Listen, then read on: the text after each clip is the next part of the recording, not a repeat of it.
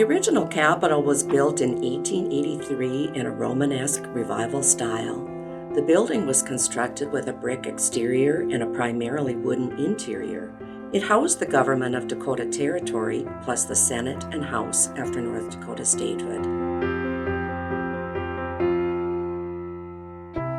On the morning of December 28, 1930, a janitor discovered that the fourth floor of the building had caught fire. Although he immediately called the fire department, the flames spread too quickly for the building to be saved.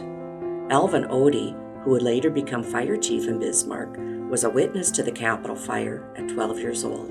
Oh, it just amazed you because of the smoke and the flames that were coming out. Are all different color flames. Odie remembers helping salvage items from the old Capitol before the fire spread to the lower floors.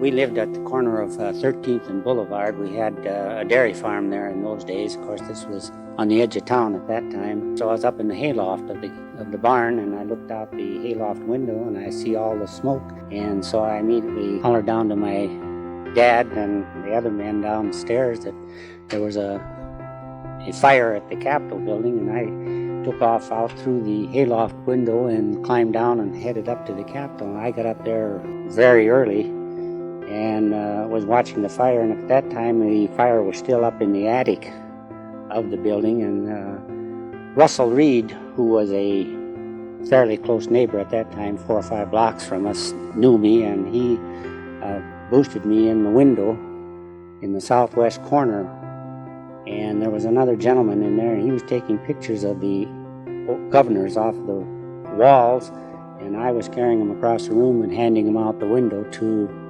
Russell so that they'd be saved. Then, of course, the fire worked its way down. Do you remember being frightened at all about that? No, there really wasn't anything to be afraid of at that time because the fire was way up above us, and never thought of it. The cause of the fire was never officially determined, but the most popular conclusion is the spontaneous combustion of oily rags in a janitor's closet.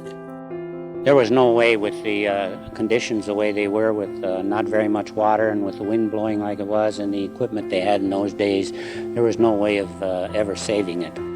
The water never got on the fire at all. It just blew away. The wind was blowing hard enough, and it didn't have enough water or pressure, so the wind mostly blew all the water back at the firemen. Civilians and firefighters saved many important items from the building, including the original state constitution. The fire was seen as an opportunity to build a more modern Capitol to house North Dakota state government agencies.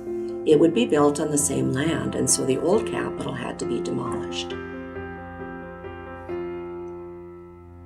And of course, the aftermath, watching the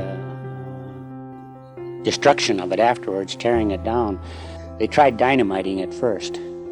And in fact, I was in the 8th grade down at the old Will School, and we all walked up that spring, the beautiful day, and we walked up to the corner of 6th and Boulevard, the whole class, and they set off the dynamite, and the first one didn't do much. It just kind of shook the building, and then they put in more dynamite, and there was bricks flying clear down as far as 6th and Boulevard.